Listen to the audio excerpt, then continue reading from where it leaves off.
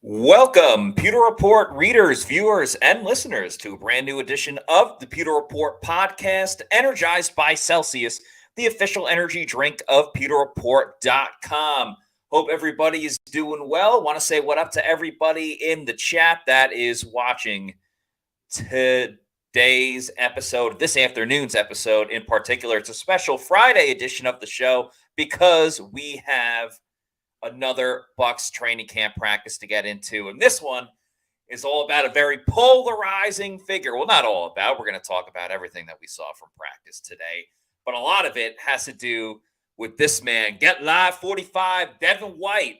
White wakes up. He had his best training camp practice so far in the 2023 season. So we'll talk all about what he did today, along with some other notable performances and things that went on. I'm your host, Matt Matera. Joined with me is my colleague at PewterReport.com, one of the newer guys, been doing a fantastic job on our YouTube and our social media, and he was out with me today watching Buccaneers practice.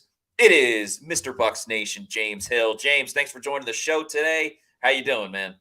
Doing good, man. Happy to be here. Another day of practice in the books, and this one was pretty interesting. There was definitely a lot of things that I thought we hadn't seen in earlier practices and whatnot, specifically more on the defensive side of things. So I can't wait to dive into it, man. I think there's a lot of good stuff to talk about with this one. Yeah, there's a lot of different directions we can go with it. We'll talk about Devin White for sure. A good press conference as well with Tristan Wirfs. We got a video that we'll play later in the show, and a couple comments by Todd Bowles about Devin White as well. But the thing I kind of want to start off with was the beginning of practice, because specifically on the offensive side of the ball, and yesterday's show, I think, was pretty much, or show, practice, everything else and in between. I think the defense had the better day. I think it's really tough to argue against that. And I think you can make the case that the defense was better as well today in the offense versus defense, but not necessarily because of what the defense did. They did great getting to the quarterback again, but it was very, very sloppy by the offense, I think, early on. Is that what you saw? Because there were some botched snaps, there were some drop passes. What'd you see?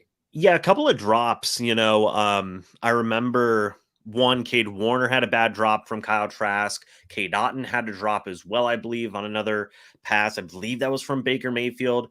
You just had a couple of guys making a couple of drops here and there, and also quarterbacks hanging on to the ball too long, Matt. I think we saw that a few times there where, both Baker and Trask were just holding on to the ball for a little bit too long, would have, most likely resulted in sacks in those situations. So that was pretty notable, right? The guys just seemed, to be a little bit sloppy at times. You talked about it too. Bad snap from the center to Baker Mayfield, and then it happened again on the very next play for Baker as well. So, just a little bit of a rough time, not just for the quarterbacks, right? Because I know we've been talking about that a lot throughout these training camp podcasts and whatnot, but also for the offense as a whole. Just the wide receivers had a couple of drops, the tight ends had a couple of drops, the offensive line had a little bit of some miscues in there as well, and the quarterbacks held onto the ball for a little bit too long. So all in all, it was a bit of a rough go for the offense today. Matt, would you agree? I absolutely would agree. And kind of like what I said earlier, I think it was more mental errors more than anything else. So practice started off, and Kyle Trask was with the ones again. And it should be pointed out, just from the injury standpoint, Ryan Jensen did not practice today. That was, again, by design. The Bucs have been doing this for a while now. He's going to be on and off every single day. So he did not participate. And because of that, that's where I think we saw some of the mix-ups, really, because Kyle Trask came in, started. He had about two or three very short passes, nothing like too really notable. An incompletion deep down the field. The deep ball has been something of a little bit concern for me. But then Baker comes in, he immediately completes a pass to Trey Palmer, and then the next two plays were just botched, just could not handle the snap from Nick Leverett. So that's one of those situations. Obviously, it's not a good look, whether it's at fault of Baker or whether it's at fault of Nick Leverett, the center on that play. But that has to be cleaned up. It's going to happen from time to time in training camp. But for two plays to consecutively just fumble the snap and not even get the play off was a bit of a red flag. And then the next play, you mentioned it with Cade Otton. It wasn't even the fact that it was an incompletion. It was the fact that it was just a little route by Cade Otton into the flats. It wasn't going too far. Baker put it in there perfectly, and it was just a flat out drop. And the fact that it was so easy and it was put on a tee for Cade Otton, who's very, very sure-handed, for him to drop it, I think it really just it killed any momentum that the Bucs were trying to build early on in practice. And I don't know if it was because it was so hot today. I don't know if it was because things went wrong early, but Todd Bowles talks a lot about the mental errors, and they just continue to pile up. For example, Raheem Jarrett has been one of the best receivers out there for the Bucs, besides old reliable Mike Evans and Chris Godwin, and even Raheem Jarrett had 2 drops. Ryan Miller had a drop that was very uncharacteristic. So there were a lot of different plays that just did not go in the offense's favor. And it was really more of a focus thing than anything else, James. Yeah, no, I think I agree with that, 100%. It was, an uncharacteristically bad day for the offense today, Matt, I think I would say. For, Bucs fans listening to this now, like, definitely not a panic time. The offense is not Agreed. this shaky every practice, right? That's where I say this is uncharacteristic, because, like you said, you had some sure-handed guys who have looked good, just making a couple of mental mistakes or a couple of slip-ups here and there. Raheem Jarrett, Cade Otton, Ryan Miller, those guys had just struggled a little bit in practice today. The quarterbacks weren't as, decisive, I guess, today, and like you said, you are going to get practices where these types of things happen. You do get just some bad practices, so to speak, in terms of having some slip-ups here and there. And that isn't even to say that the entire practice, the offense was not good. There were positives still to the offense and what they were able to do in some situations today, Matt. And I'm sure we'll dive into that a little bit later as well. But yeah, just some definite miscues here and there with the offense and what they were able to do in some, pretty standard stuff today. Yeah, all 3 quarterbacks had their moments. I mean, the biggest offensive play of the day actually went to John Wolford once again. And Wolford wasn't as good as he has been the past couple of days, but it was later on in 11-on-11s. The Bucs brought the house, which the defense, by the way, I don't know if they dedicated some blitz-heavy sessions during these drills today, but it seemed like the Bucs were very, very blitz-heavy. And on this one particular play, they sent the house. Bucs did a good job. Offense, they're all the Bucs. I got to keep deciphering offense and defense. The offense did a great job of holding their blocks, picking up the blitzes that were coming, and Russell Gage was wide open down the field. John Wolford did a good job of hitting him. He almost overthrew him, but he was able to extend, make the catch, and tumbled into the end zone. So that was a big play there. Red zone, I think, was one of the most exciting moments from today's practice. So we can dive into that a little bit before we talk about Devin White and the big day that Devin White had. Red zone, I think, was the best kind of give and take type of situation for the offense and the defense, because Kyle Trask started out and the defense was taking it to Kyle Trask. He completed a short pass to Cade Otton, but he did not reach the end zone, so that's a win. Then he tried looking for Mike Evans in the corner. That's the spot, the back left corner for Mike Evans. That's the go-to spot. But credit to Nolan Turner, the undrafted free agent safety in his second year, had some solid coverage on Mike, where Kyle Trask, I wouldn't call it a throwaway, but it was like the ball had to be in a perfect spot for Mike to make the play. Even if he would have caught it, would have been extremely difficult to make it, and wasn't able to complete that throw. Then he threw wide to Devin Tompkins for another incompletion. This next one is exactly what you were talking about, James, because the next rep, it was a sack for Anthony Nelson, but it was more of a coverage sack than anything else, because no one was open. Trask, who usually tends to run around a lot, didn't find the proper lane to really get loose. And Anthony Nelson was the beneficiary of a quote unquote would be sack against Kyle Trask. And then finally, Trask got back on the right track, found Cade Warner in the end zone for one of 2 touchdowns that Cade Warner had on the day. But a little bit of back and forth there. I think Baker fared much better in the red zone drill. What do you think, James? Yeah, I mean, I would agree with that. I mean, I remember looking, I think it was like Baker's first or second rep for red zone drill, just threw a beautiful fade touchdown to Mike Evans. That was a really, really good play there. And in my opinion, I thought Baker looked better than Trask regarding red zone play. I thought that he was able to show a little bit more poise, be a little bit more decisive, whereas maybe Trask, like you were just talking about, Matt, was maybe holding onto the ball a little bit too long. Baker seemed to get the ball out quicker, seemed to just kind of find a guy and go with it more so than what we were seeing from Trask. And then also, give the credit to John Wolford. I thought John Wolford looked pretty good in terms of throwing for red zone drills. Now, they had a couple of things where they were throwing a couple of different things there with Wolford. I thought, Matt, he moved around the most in the pocket for red zone drills. You saw him scramble a couple of times, really move around the most in the pocket, I think, than either Baker or Trask, which I think, in my opinion, is a positive thing to see. And I remember writing drippy catch from Cade Warner from John Wolford, just because, like you talked about, Warner, did he have a drop earlier in practice? Yeah, was not a good situation. It was a pretty ugly drop. And then he came back, scored a couple of touchdowns, had a really, really good catch from John Wolford in there.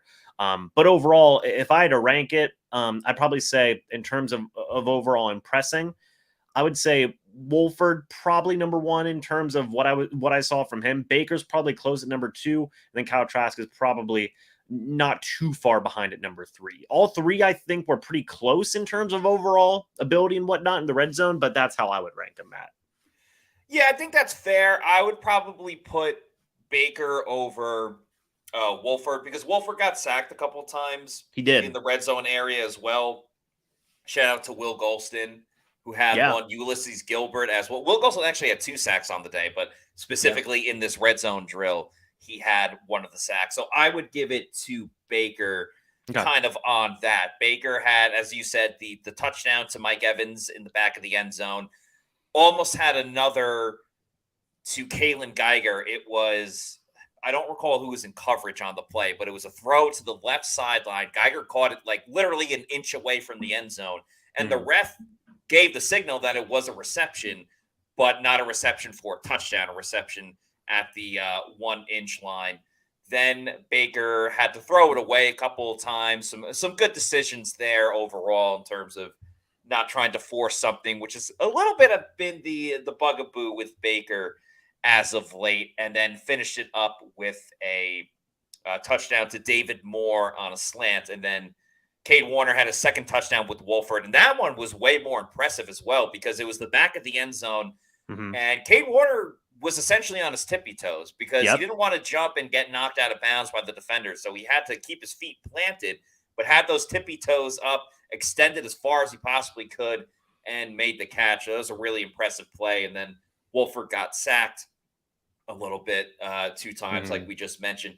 But James, I'm curious to get your opinion when it comes to Baker and Trask. We were having this discussion a little bit yesterday and just kind of basing off of what we heard from Baker Mayfield when we spoke to him yesterday at training camp, because the knock on Baker right now is he's throwing too many interceptions. Yes, he has the splash plays, but the amount of turnovers is really opening the door for Kyle Trask to be in this competition. Kyle Trask has been very consistent.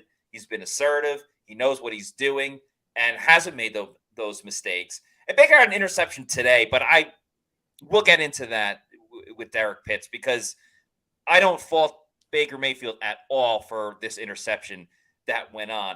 But Baker spoke a lot about, taking practice to figure out what you can do, what you can't do, what window can you throw this football into. But on the flip side, yes, it's practice. You have to figure that out in these moments. But on the flip side, every single throw that both Baker Mayfield and Kyle Trask make is going to be looked at under a microscope because it is a competition and you still have to win. that competition. So where do you fall on the line of what Baker had to say and just in general in terms of figuring stuff out so you can better yourself as a quarterback, but also keeping in mind this is a competition and you have to play better than the guy next to you if you want to be the starter for week 1. It's tough, right? Because on one hand, yeah, like it's practice at the end of the day. That is where you kind of sharpen your skills and all those different types of things. But I think back to that interview that we did here on Pewter Report with Dave Canales, right? And I remember it was talked about what is the quarterback battle going to come down to. And the answer to that was, essentially whoever's turning over the ball the least is, going to be this team's quarterback, essentially. That was what Dave Canales himself had to say regarding that type of situation. So is now really the time to be experimenting and kind of figuring those things out? I'm not sure. I'm definitely not sure because right now, like you said, Baker has been so hot and cold, right? There have been practices, I think there was a 2-day stretch there when we were there, Matt, where it was just like, man, Trask is really outclassing Baker in this situation. Yeah. And that's been the thing. But then you have a couple of practices where it's like, wow, Baker looks really good today. And there really hasn't been much of an in-between in some of those situations. Whereas I think with Trask, and Matt, I know you'll agree with this. We've talked about this here on the Pewter Report podcast as well, even as early as yesterday, where Trask just seems to be so much more consistent, right? Yeah. With what he has been doing. Now, is he, blowing the doors off of training camp and making everybody go, whoa, this dude is phenomenal, like clear cut, gonna be the starter?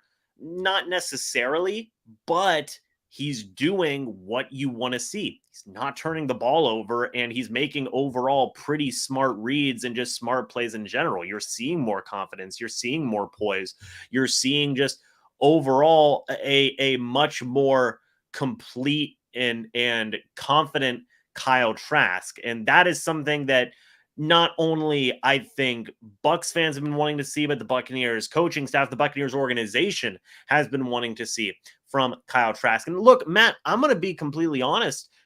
For my opinion, this kind of came out of nowhere. We didn't really have any evidence to support seeing this version of Kyle Trask yet, based on what we had seen in years past with practices and whatnot. Trask really does look like he has shown a lot of growth in a quick amount of time here between last year and right now here in training camp. So it's definitely been one of the more intriguing looks right now. So I would say while Baker does have that hot and cold going for him and is testing things out. One, I don't necessarily know if it's the right time to be testing those things out based on what the potential criteria is for being this team's starting quarterback. But two, Kyle Trask, while he hasn't been, lighting the world up per se, he's definitely been very consistent with what he's been able to do. And overall, I think he's been doing, some good work there at a consistent level.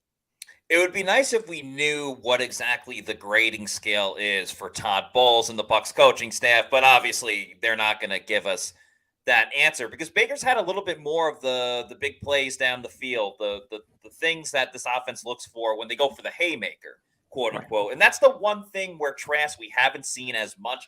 Both quarterbacks, I've been pretty disappointed with their deep ball. A lot of the deep balls have not been accurate. And now they haven't been like way off. I think there definitely is a way to improve and kind of get it going, but there have been multiple occasions where the receiver, whether it's Trey Palmer, Tate Barber in the mix, had a step ahead and the ball was just overthrown. And that's why there's going to be so much of a precedent on the preseason games, understandably so, because that's where we'll truly find out, especially with Baker, of, okay, is he really focusing on taking care of the ball? Or were the mistakes he was making in practice going to be even 10 times more noticeable when he's in a game? Because another thing that concerns me about Baker, he's had a lot of tip balls during training camp. Going back, 3-4 practices ago, that's when it really started. And it feels like at least once a game or once a practice, I should say, those balls get tipped. So if Baker, here's what I want to know. Like if Baker throws 3 touchdown passes in the first preseason game against the Steelers next Friday, a week from now, or next Friday from now, we will be like 3-4 hours away from the Bucs having their first preseason game. Will that one interception be forgiven with 3 touchdowns if Kyle Trask goes in and the team kicks 2 field goals on his drives and he's not really able to move the ball? Because then I think the answer is yes. If Trask can stay consistent and push the ball and lead to some touchdown scoring drives, I'm not going to say throw touchdowns, because if White runs it in from 10 yards out, that shouldn't be a knock against Kyle Trask or any quarterback for that type of situation. It's really just navigating how this preseason goes and how these games go, because I'm not going to say it's the only thing that matters, but I think it's the biggest weight of the grade that will ultimately decide who wins this. Well, a couple of things from that too, Matt. Talking about preseason. Number one, they're still trying to figure out. Todd Bowles, I believe, talked about this today, right, Matt? With the idea of who's playing when in the preseason games and whatnot. Todd Bowles had talked about that, where they don't necessarily have a game plan yet, right, Matt? No, he said it's still too early to make a decision. We probably won't get an answer from Todd until the game's Friday. There's no practice Thursday. So our last media availability with Todd will be next Wednesday. Maybe we'll get an answer then. I'd be very surprised if we hear anything earlier.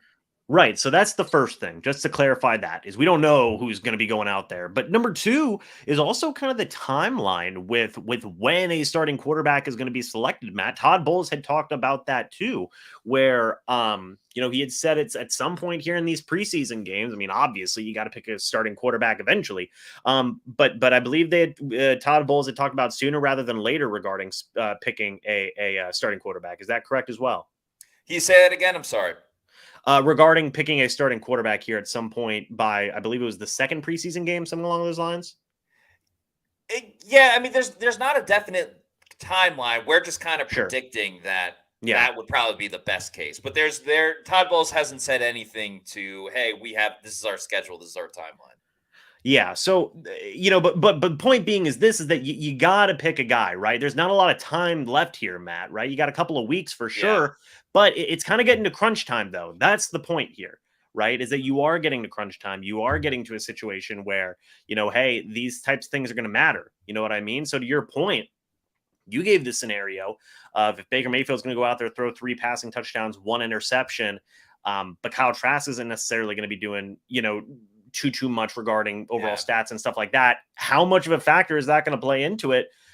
You would assume it has to have some level of importance there, just because you don't have a lot of other time left and a lot of other big things to go off of. So it should be really interesting just to kind of see what what their eventual timeline will be for whenever that decision is made, but 2, how those guys are going to get worked into the game, and when they're going to be running with the ones and all those different types of things. So that's going to be a lot of interesting stuff to pay attention to, Matt, for sure. That's the big question that we all want to know. I would imagine that one will get the start in the first game and the other will get the start in the second game. I think that's the best way to go about it. And I think that a decision should be made after the second game.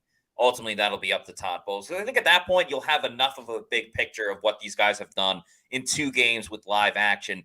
And then you still have enough time to give the starter a little bit more of the reps to get ready for that. The final preseason game, we'll see who actually plays, but to at least get that quarterback ready to go for week 1 against the Minnesota Vikings. If you need to get ready to go to start your day, to do a workout, whatever it is, you should definitely get it started with Celsius Energy Drinks, the official sponsor of the Pewter Report podcast. Make sure you check out some of their newest flavors, including the Cosmic Vibe. It's a sparkling fruit punch. I'm actually drinking the sparkling cucumber lime right now. Can't go wrong with the lemon lime, the orange. The vibes are great too. The Arctic Vibe is my personal favorite. Tropical and peach vibe, great as well. Their Oasis Vibe is awesome. And of course, you have an assortment of Celsius energy drinks there as well, whether it's the wild berry or the peach vibe or the peach mango, watermelon 2, strawberry acai. Ton of awesome flavors. I'm saying all of these because You need to go out and get one right now if you want to get energized. So go to the store locator on the Celsius website, punch in your address. It'll tell you the closest geographical location where you can go pick one up at your local convenience store or your bodega. And then once you go to your bodega and you know you want more Celsius energy drinks, go to Amazon online, do the subscribe and save because you can get a variety pack because variety is the spice of life and have it sent to your residence every week, month, quarterly, yearly, whenever you want. Just make Celsius your number one pick. No sugars, no post energy drink crash or jitters you might get with another product out there. Celsius, the official sponsor of the Pewter Report podcast. All right, James, we've talked a lot about the quarterbacks. We will continue to talk about the quarterbacks from this day until a starter is announced. And even after that, we'll be like, is Todd Bowles second guessing himself? Should he have done that? Blah, blah, blah, blah. So there's still plenty of quarterback discussion to come during the rest of this summer. Let's talk about Devin White. Get Live 45, because this is outside of the quarterback competition. Devin White has been probably the biggest storyline for the Bucs. We all know the deal by now. He requested a trade. The Bucs said no. He wants the big money. We don't know if he is deserving of it yet. A lot rides on this season for Devin White specifically. And I think so far through training camp, Devin White has not been bad by any means. He hasn't been good either. He's just kind of been there. He's been a little bit invisible. And maybe it's because Servassier Dennis burst onto the scene with 2 interceptions in training camp, and he was already doing it previously, and he's done very well. Maybe it's because Levante David has had some good coverage, made some plays here and there. But Devin White hasn't really been thought about too much in terms of training camp, plays, performances, everything else in between. That was until today. And I really, really like this picture of Devin White. I know Bucs fans are mad at Devin White. I understand. I don't blame you. But Devin White brought it today on the blitz, on the pass breakup. Had a little bit of a moment with someone that shares his namesake. We'll talk about that in just a moment. But James, what was your thoughts on what Devin White was doing today at Bucs training camp? Yeah, it was like you said, when I saw it today, Devin White showing up and making all those plays that you had just talked about. I was thinking about it more and I thought, man, yeah, like kind of what you were just saying a moment ago, where it's like Devin White's just kind of been there, right? He hasn't necessarily popped off the page or done anything super impactful in these training camp practices. It's just kind of been present, right? But today, you were seeing him all over the place doing all types of things in terms of making plays and, in terms of, just doing a bit of everything at practice, let's say. Okay. Devin White, he was making some plays. He was maybe, getting involved in some other stuff with his teammates. There was a lot going on to Devin White today. You got the whole picture with White. But I do want to say this. Getting a would-be sack on Kyle Trask was huge. A pass breakup, like you said, is huge as well, showcasing both blitzing and coverage ability, Matt. It really set the tone for the day, I think, for the defense as a whole, Matt, because I think you'd agree with this. This defense was, incredibly aggressive today in terms of blitzing and just going after it today. I wrote in the Bucs Camp Insider in the Bucs observation part, I said it was sacks galore for the Bucs defense, because these are the guys that either had a sack or like assisted with the sack. And these are a little subjective because obviously you can't hit the quarterback, but Devin White, Anthony Nelson, Will Golston twice, Pat O'Connor, Yaya Diaby, Ulysses Gilbert, and Joe Tryon-Shoyinka. All of those guys had sacks against the quarterback today in different moments, in different sessions. All 3 quarterbacks got sacked as well. And it really started with Devin White with that blitz pickup period. And what I thought was kind of cool too is Devin White blitzed the first time and he almost got to Kyle Trask. He was literally a second away from getting to Kyle Trask. And credit to Trask, he actually completed a pass to Mike Evans across the middle for, about 15 plus yards, something like that. And that did not discourage Devin White at all. Devin got right back into it. Wham. The next play, in on it, got the sack, ended the play. The speed that everyone loves about Devin White was in full tilt going on, moving in. And I think what I like more than anything else with Devin White is he could have just been pumped about that, got a big head, had fun, whatever. But no, he kept it going for the entirety of practice because then it was on to his coverage. He was guarding Keyshawn Vaughn, who had a pretty good day. Keyshawn Vaughn had a nice reception in 7-on-7s, about 20 yards down the field. You don't see him go deep down the field too much. He's usually out in the flats, but it was good for him to make a reception because he hasn't always been known for his hands. So just want to give a quick shout out to Keyshawn Vaughn. But in this one in particular, he was running a crossing route, and Devin White was with him the whole time. He knew it was coming. He took advantage of it. He stepped in front of Keyshawn Vaughn, was able to get his hand out to knock the ball away. And also what I like too is once anyone makes contact with the football after a pass, then there's no more pass interference or anything like that. So he tipped the ball, and then he took Keyshawn Vaughn to the ground to secure the fact that Vaughn wouldn't been able to make the catch after if the ball deflected his way on a crazy bounce or something like that. So I like the little extra hit after. But the biggest thing for me, and maybe it's because we haven't seen Devin much. I mean, we see him out on the field, but he hasn't spoken to the media yet. He'll do social media stuff, but we haven't really heard any words from him. The fire was brought back with Devin White today. It felt like it meant a little bit more for Devin White. It was just good to see some attitude from him. So in the later parts of practice, it's 11-on-11, physicality's going. Rachaad White, fellow namesake, he runs the ball. Devin makes a hit. A little stuff is going on, a little skirmish, scuffle, whatever you want to call it. And Devin pushes Rachaad White. Rachaad White's like, I'm not taking that. So he pushes Devin back. Then everyone goes their separate ways. Whistle gets blown. Hey, let's move on to the next play. The next play. And it's so funny seeing these two guys dapping it up, being so happy with each other because they were not happy with each other as practice went on in this specific moment.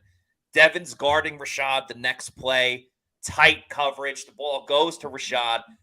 Devin clearly seemed like he did this on purpose, like hit Rachaad, not crazy hard. He wasn't trying to take his knees out or anything like that. He's not a Saints player. So he hits Rachaad White. They call pass interference on him. They're jawing at each other. Words are being exchanged left and right to the point that Ryan Neal, one of the newest Buccaneers, Ryan Neal has to jump in as they're jawing at each other, saying words back and forth to each other. He comes in, pushes Devin to one side, pushes Rachaad to the other side, saying like, cool, chill, everybody cool out. Let's take it easy. That was the last of any arguments. Everything was fine after that. Both players practiced. No other incidents went on. But it was just, I'm not saying guys like swing at each other and things like that, but especially for Devin White in a crucial year for him, I like seeing a little spice to his game. I liked him showing that he cares. He gives a damn. He wants to win whatever rep it is. It doesn't matter who it is against. Yeah, first thing with that is, like you said, good to see some fire there, right? And what has been a very, you said it earlier, polarizing off season for Devin White, right? There's been so much to what he is, what's been going on with contract stuff and trade requests and all these different types of things, right? So for White to kind of get back out there, not just, get back to focusing on football, but also show a little bit of fire in there.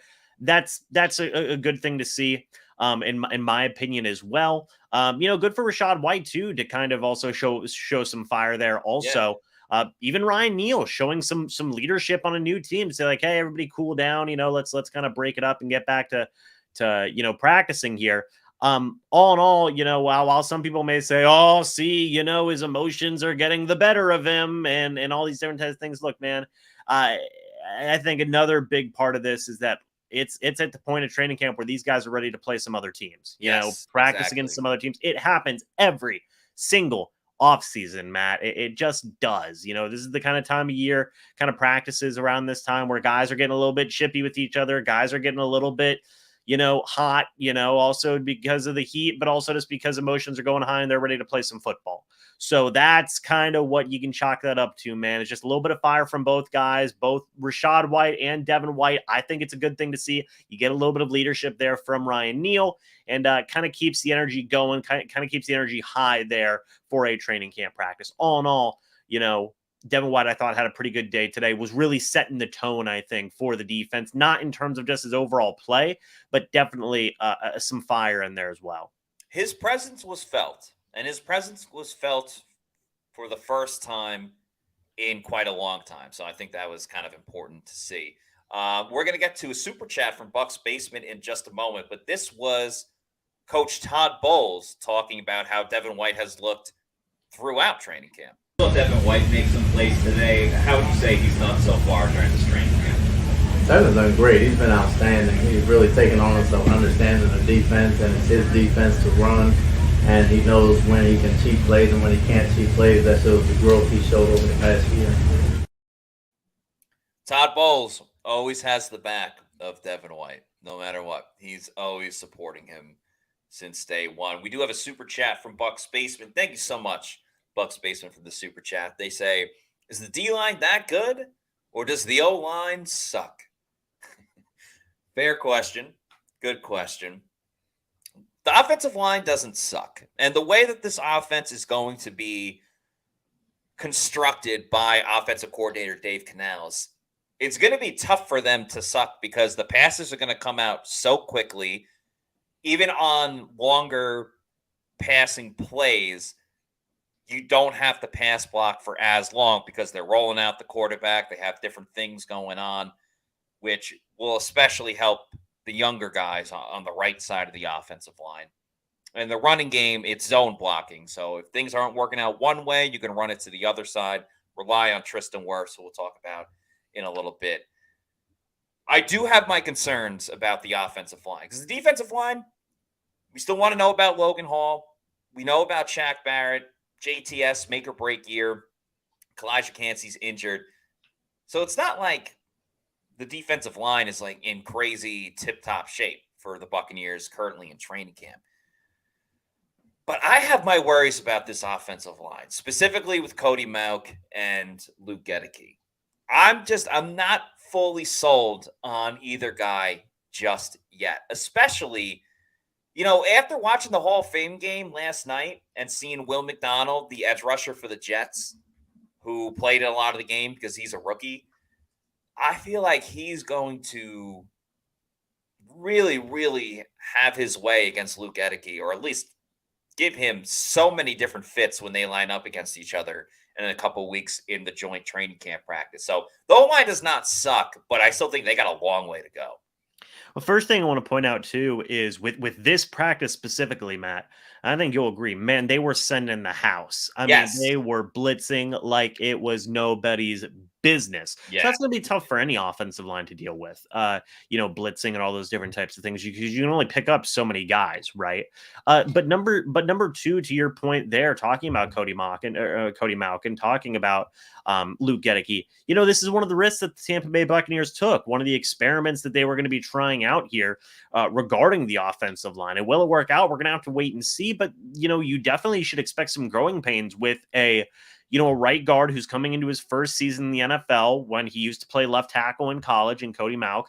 And then you've got Luke Goedeke making the transition from left guard to right tackle when he had only had one game of experience at the NFL level with that playing at right tackle. So, there's definitely a lot of inexperience at those two specific positions along the right side of the offensive line. And it is going to be interesting to see how those guys are going to do. The Bucs have not been shy of investing high tier draft picks in their O-line. I mean, it's scattered all across the board with first, second, third round pick guys being along this offensive line, but there is still some inexperience there. And the Bucs did a pretty interesting thing where they just named all the starters right away on that O-line. Now we're going to have to see if, especially that right side of the offensive line, can really hold up to that billing and continue to gel and hopefully improve down the stretch here as we continue with training camp.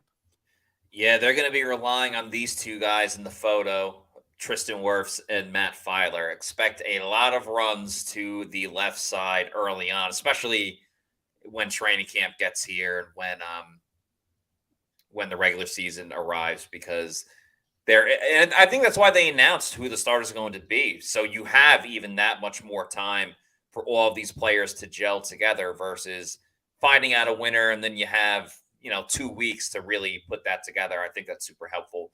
Someone had a good comment for you. Alien Macedon says Cody Mauch can easily be replaced. Right tackle is a question.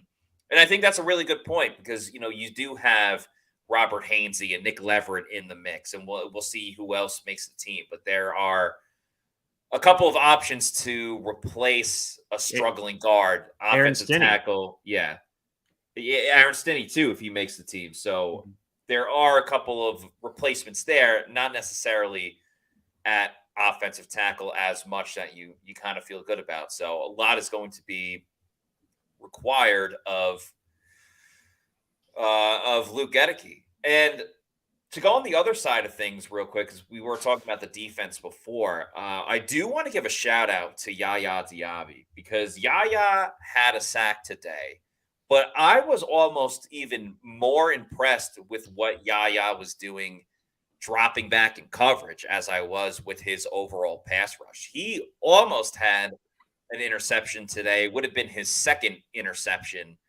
in practice, in training camp so far. He dove, went all out, just missed it, and Dominique Daphne, the tight end, actually ended up making the catch on the play. But he looked very, very comfortable in coverage, dropping back, everything like that. And then there was another session, different drill later on in practice.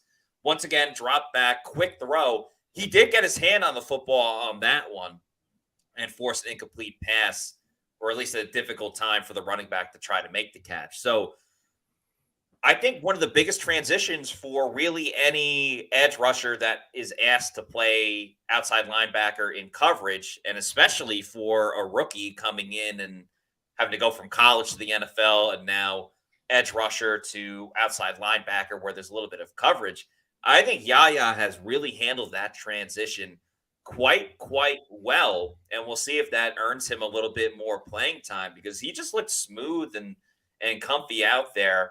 And I don't think every single outside linebacker that's a rookie would have the same outcome. He's been doing good, right? Yaya's been a really cool surprise, I think.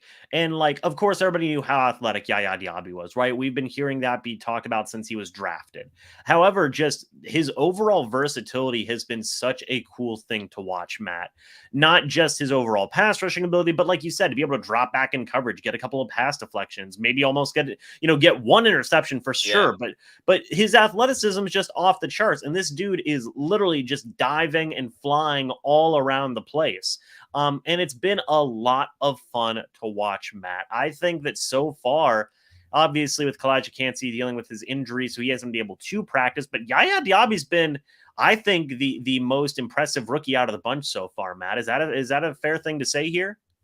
You can make the argument for it. I think you could also argue for Servassier Dennis and everything he's done, but you can't go wrong either way. I mean, this is all great news for the Tampa Bay Buccaneers. But yeah, the draft class is off to a solid start. I mean, hopefully Kalijah Kancey can come back and kind of pick up where he left off. But Kancey was looking good up until his injury.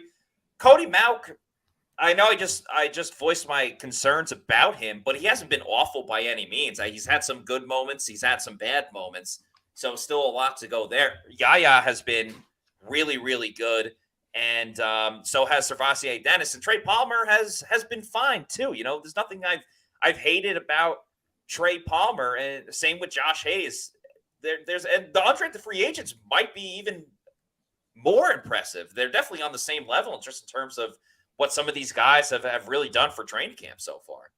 Yeah, I think it's been a lot of fun to watch. Servancier Dennis, too, is another guy where he really has just been able to do some really good stuff. He had a would-be sack on Baker Mayfield today, at least according to my notes. Has been getting interceptions during practices, not so much in training camp, but obviously earlier in the offseason workouts and whatnot. He's just been really, really, again, another athletic specimen to watch, Matt. I mean, him and Yaya Diaby have really been doing some good stuff.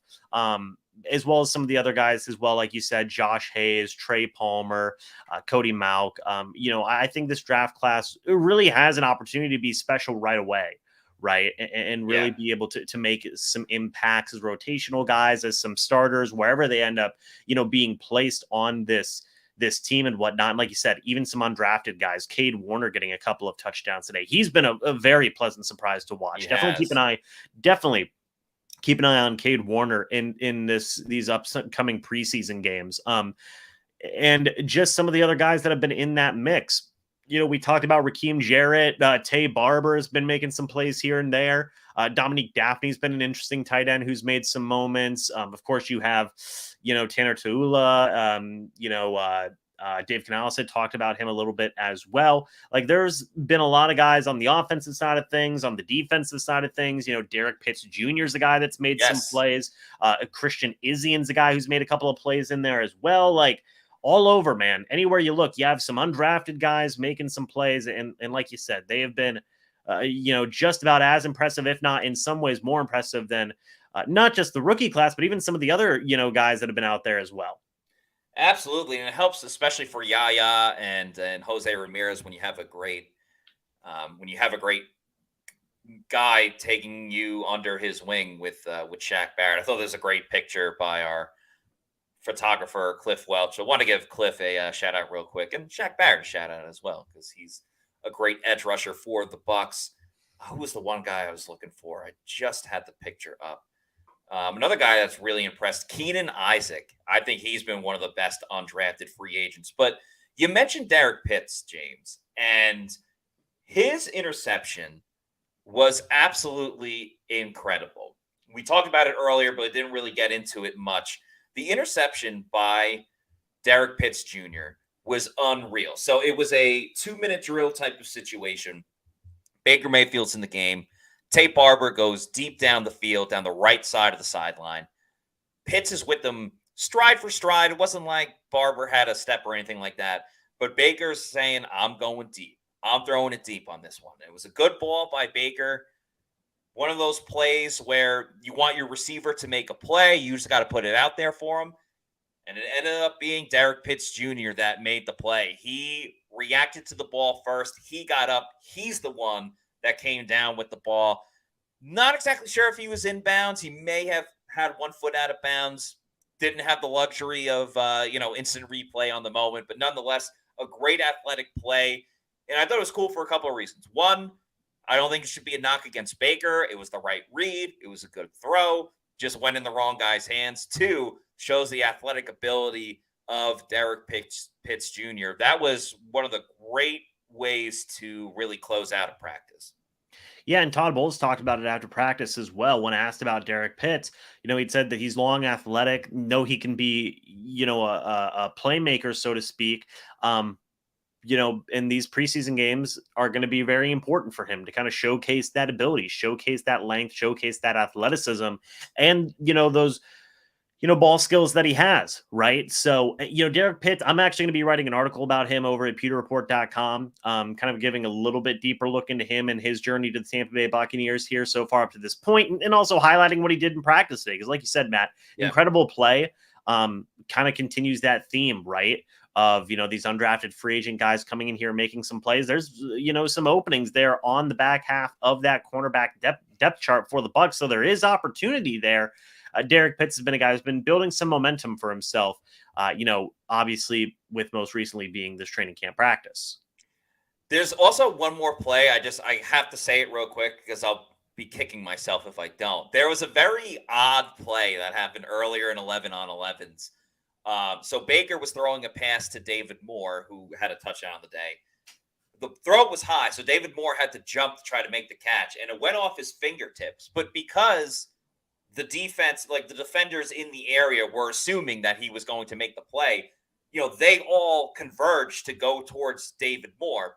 So their momentum's taking them forward towards David Moore. But because the ball got tipped as he was in the air, the ball was like floating for a moment where everyone's like, oh my God, like, is it going to get picked? But because the defenders were moving up, it went over all the defenders' heads. And it actually ended up being caught by Ryan Miller, who would have scored a touchdown. He ran a little bit and then the play was done, but he would have made the end zone if not the case. I just wanted to point out that play because it was so odd. It was quite funny to see. So I just want to give that play its shine for just a moment. Looks like you have something to say. Yeah, that was a wild play. Also, Keith today, out of all people, thank you. Had a wild play today. A one-handed catch from of all the people on the roster, Matt. If you would have told me that Keith would have been the guy who had a one-handed catch today, I probably wouldn't have believed you. But he was able to bring in a one-handed catch. Let me see if I can take a look at my notes here. I remember I had literally written down on my notes, Keith with one-handed catch of dreams and his life. And then I wrote in parentheses, Dieter and Senate, good pressure. But Keith, man, what a play by him. What a play. Yeah, it was a short pass. It was a rollout from Kyle Trask, I believe, and led him a little bit too far. But Keith there to make the play with the one-handed, just brought the arm out and came up with it.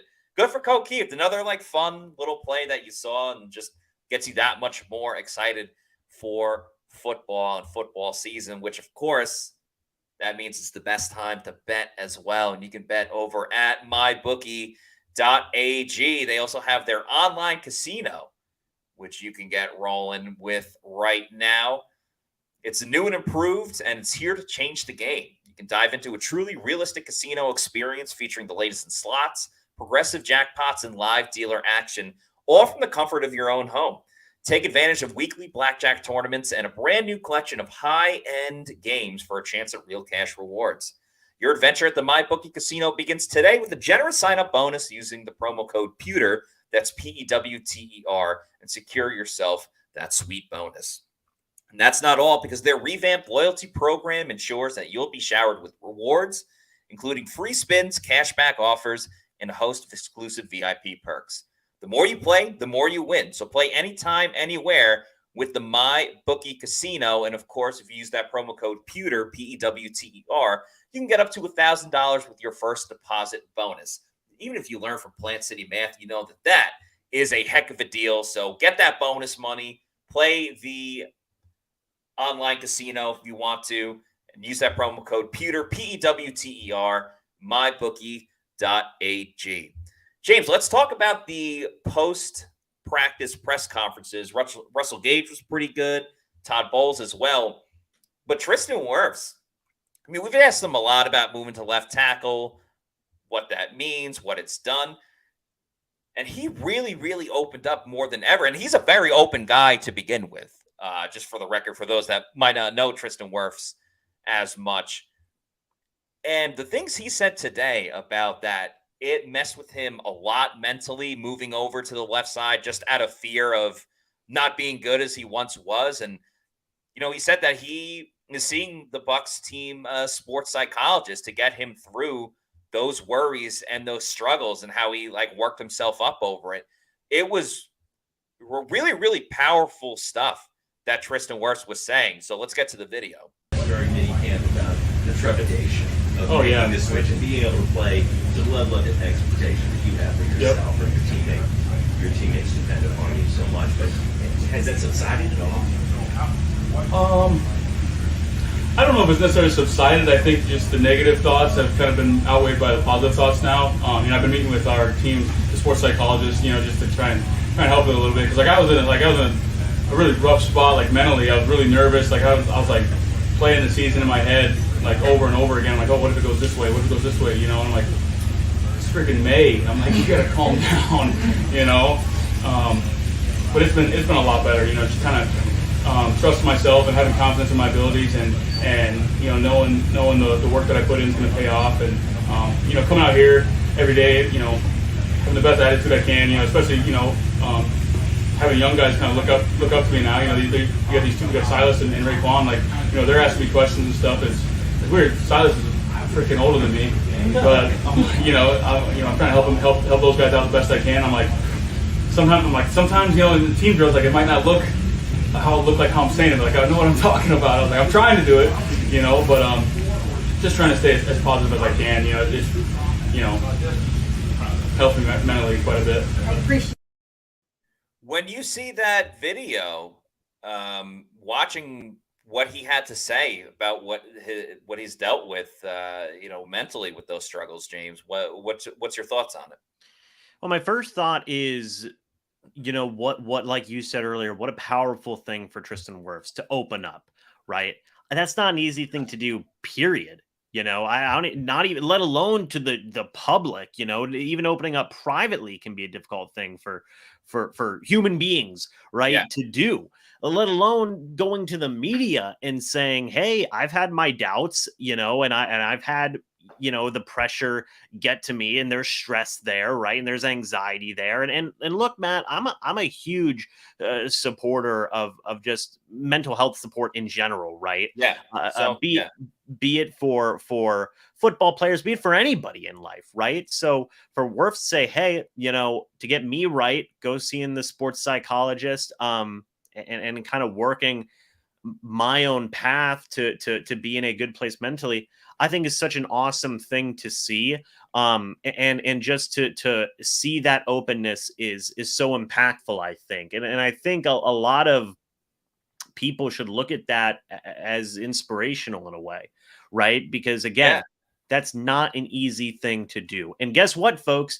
There's a lot of pressure on these guys. There's a lot. It's not easy being an NFL football player, period. But everybody knows the context and the circumstances regarding Tristan Wirfs and his situation from moving to right tackle and left tackle.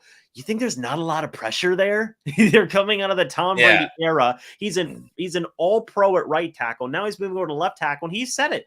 He doesn't want to let people down. And it's we're our own worst critics, right? Right. So whenever he was saying, what if this happens? What if that happens? That's such a human reaction, right? These aren't robots. These aren't football robots. These are human beings, man. Yeah.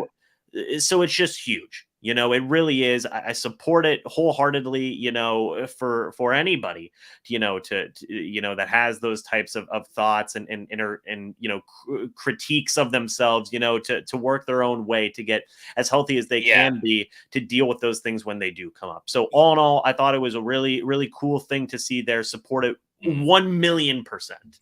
Yeah, I completely agree with you. Mental health is so important, and I support it thoroughly as well. And I think so many people were able to connect with what Tristan had to say. Like, it just shows that even the best athletes in the world, some of the best football players in the world, have those everyday struggles, those worries that creep into your head, just like every single person. It doesn't matter if you're an all-pro offensive tackle or like an everyday business person or whatever your profession is. And I hope that him saying that he is going to the sports psychologist and how it's helped him and things like that, I hope that inspires other people that were maybe thinking about going to therapy or trying to better themselves mentally in one way or another. Maybe someone watches that video or listens to that press conference and they hear Tristan and they think, okay, now I'm going to go out and do something and help themselves in a positive way. So yeah, like I said earlier, it's just a very, very powerful message from Tristan Wirfs, and didn't expect it coming too, which was a little surprising, but really glad he did. We're really glad as well that all of you Pewter people were able to join us today on this podcast. We're going to have no more podcasts this weekend. There is a practice tomorrow in the afternoon. We'll have the Bucs Camp Insider let you know what went on in that practice. We'll be back on Monday with a new slate of episodes. Scott will be back from Canton. Will give us some info and details and stories about what went on during Rondé Barber's Hall of Fame enshrinement. In the meantime, please follow us on our social media on X, Twitter, Facebook, Instagram, Threads at Pewter Report, and YouTube is Pewter Report TV. James does an awesome job with a lot of clips on our YouTube channel. We always got content coming out, including the podcast, various clips, videos, everything else in between. So that's going to do it for us on today's show. For James Hill, I'm Matt Matera saying thanks everybody for watching. Have a great weekend, and we will see you on Monday for another edition of the Pewter Report podcast. Out.